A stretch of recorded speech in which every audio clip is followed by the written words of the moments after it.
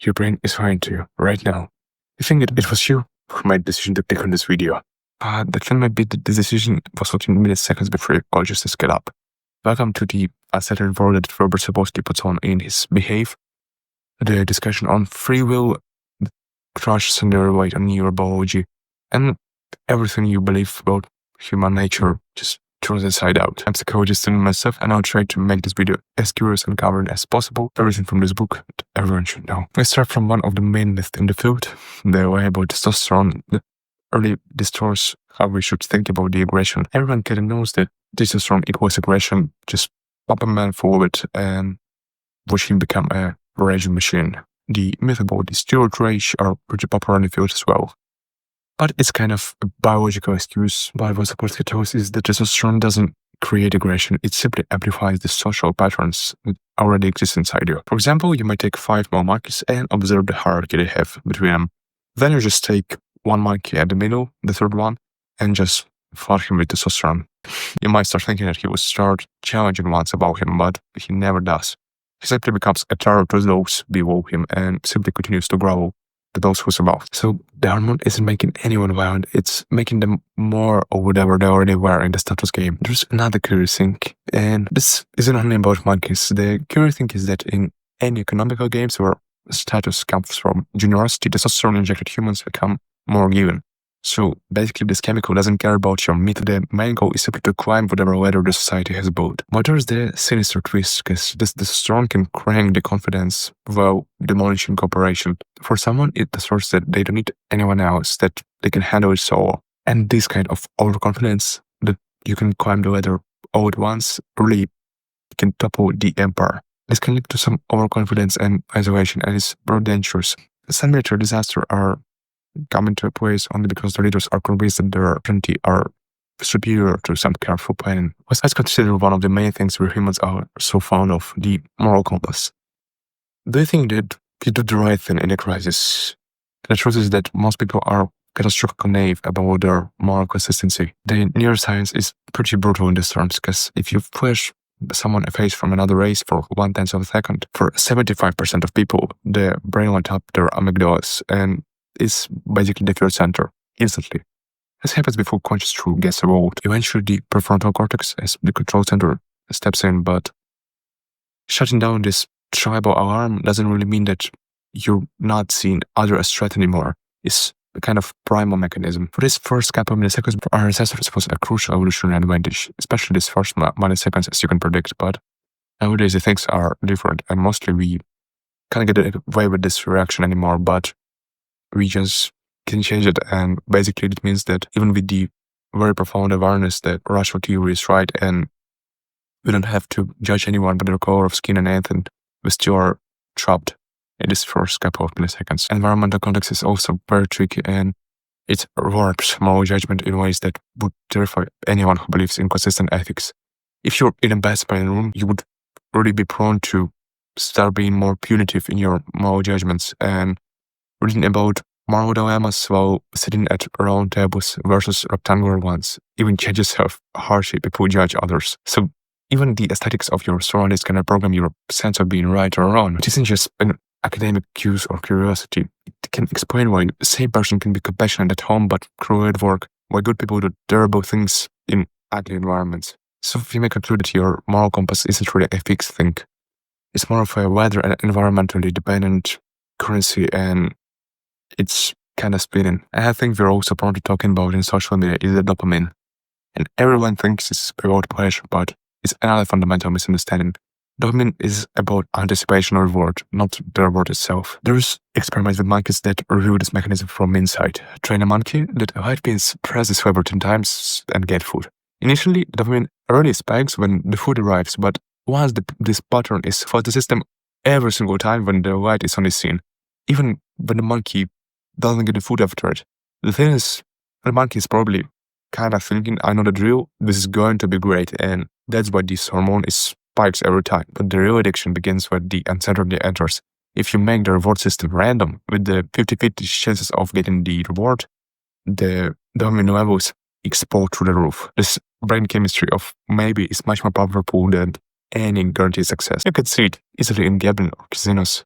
Still, we humans are kind of unique in terms that we can take this evolutionary system but stretch it for an infinite period of time, even sometimes longer than our own lives. We maintain this dopamine-fueled anticipation for retirement, career advancement, romance, even heaven. These rewards may never materialize, but we still imagine them and it still moves us forward. No monkey would fall for a decade thinking that St. Peter will eventually appear with a ton of bananas. But our massive prefrontal cortex allows this anticipation-driven motivation across an immensely long periods of time. And simultaneously, this is precisely what makes us the most ambitious and exploitable species on the whole planet. One of the most human things is our willingness to fight for righteousness. Unfortunately, the worst human behavior doesn't come from monsters. It comes from saints who admit they fighting for the right cause, for justice. And the terrorists aren't psychopaths, they're just idealists who have convinced themselves that mass murder serves a higher purpose. Genocide happens not because people enjoy killing strangers, but because people convince themselves once again that killing strangers is a moral obligation. And neuroscience backs it up very curiously, because when people believe they're acting morally, a different brain circuits activate compared to when you're acting selfishly. Moral certainty changes your neural processing, making you simultaneously more confident and more dangerous. This explains why political violence always escalates.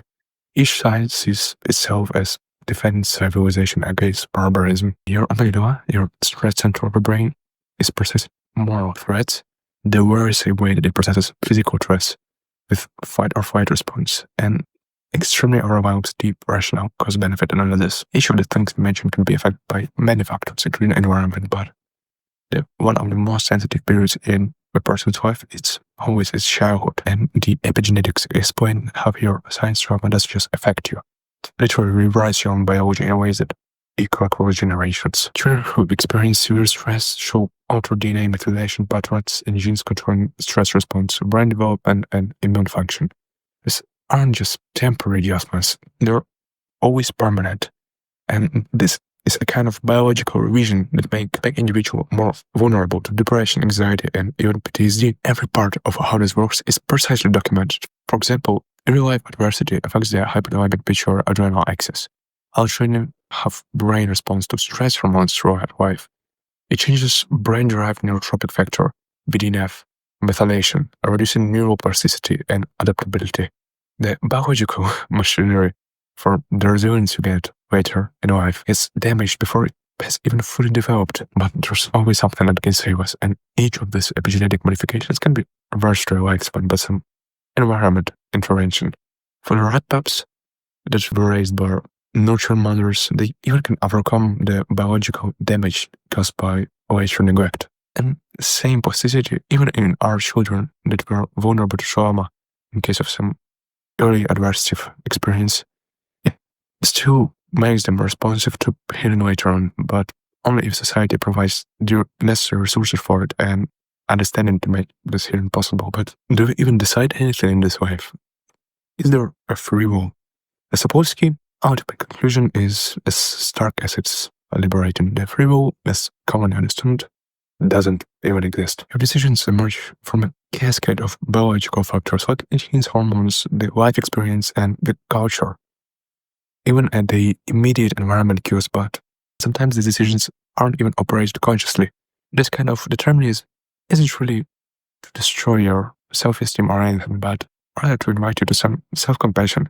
When you understand that your behavior sometimes stems from factors beyond the individual control, punishment becomes as senseless as hitting at the car with bad brakes. Your own goal could shift from retribution to public safety, and where possible, repair. This has some curious implication in criminal justice, and it's really revolutionary, because instead of asking how do we make offenders suffer for their choices, the question becomes how do we protect society while addressing the biological and social factor that made this behavior so harmful. Is the difference between the witch burning and modern medicine. The justice system, if informed by neuroscience, would look radically different from our current system, but it would be much more humane and much more effective than ours to reduce the harm. Sometimes the root cause of crimes are this us versus them thinking. As basically we evolved in small groups where it literally meant survival. In times of tribal war, when you quickly identify and respond to the outsider, you have a better chance of based on your own genes. The problem is that our brains basically still operate on these very principles, and in a globalized world where the thinking is really a threat, can make the things much worse. In researches, brains can show that people who possess faces of out-group members or other races is always different from in-group members within milliseconds. Once again, your amygdala, the anxiety and stress center, flags the potential threat before consciousness has time to evaluate the situation rationally. Basically, this reaction comes for any people out of your group, for any other race than yours. And we just can't change it. Some modern social media even employ this principle, creating some artificial tribes around political beliefs, consumer brands, and cultural identities. The same neural circuits that once helped the small man survive now fuel online harassment campaigns and political polarization. But if you understand this tribalism trap as an evolutionary adaptation rather than a moral, how should we address it? The goal would never be to eliminate the in-group preferences, but simply to expand the definition of us and create some institutions that channel this tribal energy to some collective goals rather than destructive ends. But as in ever talk about rules, we should address something that people care the most in a social setting, and basically it's the status competition. Every society, spade for egalitarian, creates hierarchies, and those hierarchies shape behavior in ways that ripple through everything from individual psychology to international relations. The drive for status activates the same nervous circuits as food, sex, and drugs. People will sacrifice anything from material well-being, personal relationships, and even their lives for status recognition or dignity. This isn't vanity, it's just a biological programming that, as you guess, once helped our ancestors survive in competitive environment. But right now, it's different. The social media creates the artificial status game, and people compete for likes, shares, and the virtual recognition. They have no connection to the real world value. In the third world countries, the economic inequality amplifies status anxiety and drives everything from consumption to political extremism. But what science shows is that the status race can be met a healthier way through cooperative rather than a competitive hierarchy system. Like, imagine when your status comes from contribution to the group welfare rather than domination over others. If you understand status as a fundamental human drive rather than some character flaw, it gives us some really good points to the way we make our social arrangements, and we can satisfy these needs without generating some destructive zero-sum competition. Sometimes it seems for me that this book painted the picture of humans as some biological machines driven by anti-programming, but this work ultimately points towards hope, first of all, because compassion isn't just a moral idealism.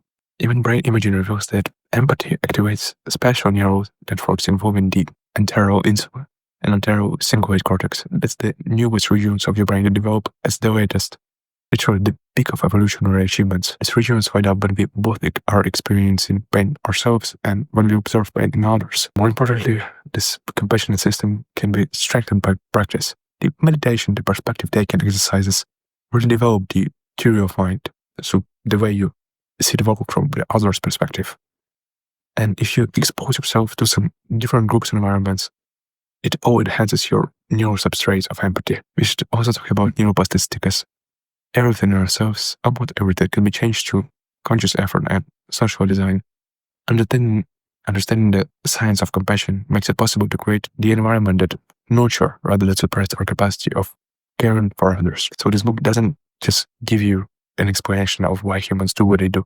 It actually provides you with a roadmap of becoming better at being human. The first step is to abandon the comforting illusion you made for yourself about the distinctness of absolute free will and a moral certainty in every subject. Sometimes we can be really solely radical in those things. And the second step is to try to build a world that works with rather than against this pretty strange world, but anyway magnificent machines that we are. And this choice, insofar as this choice exists, is always ours to make. I tried my best for this video. Hope you enjoyed. There's much more on this channel to come, so subscribe and put a like under the video. I also coach people with strengths and conditioning, so if you want my help, you're free to go. Link in profile. Very best day to you. Hope to see you soon.